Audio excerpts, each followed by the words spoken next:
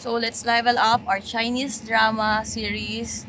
Kaya naman, ako at ang aking pamilya is magpa-photoshoot ng Chinese outfit. So, ayun, outfitan tayo ng Chinese, Chinese, main character.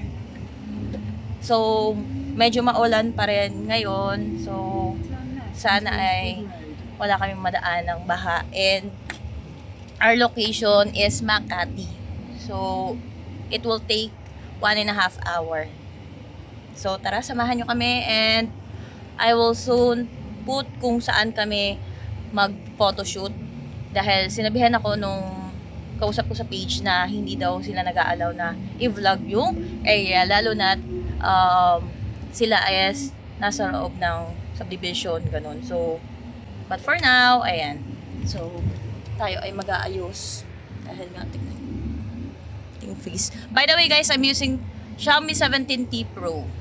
So, ang ganda niya, front and back camera. Dahil nga, ito na is processed by Leica camera. So, ang ganda niya. Leica.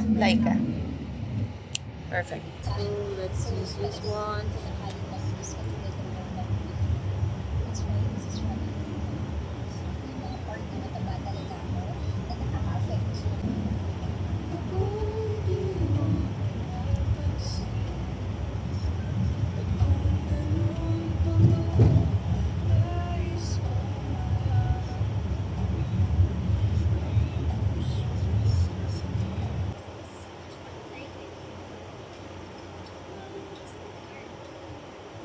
So, wala kasi mapaparkingan doon, kaya dito kami nag-park sa Avida Tower.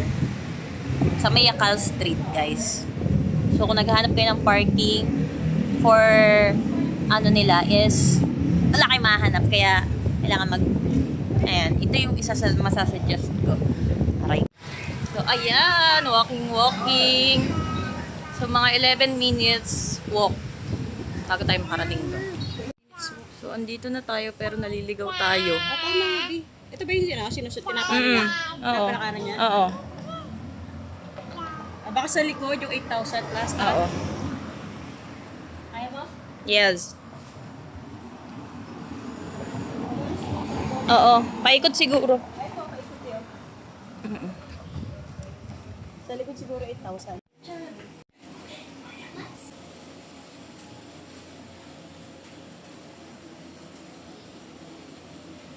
Natapos na yung ating shoot. And we're going home. Medyo malakas ang ulan. Ang aking junakis is pagod na pagod. Grabe. Kaya nga. Pero lakas ang ulan. Pagod ka pa rin. Hindi na mapagod ang bagyo. So ipapakita ko after this video yung aming mga pictures na maganda.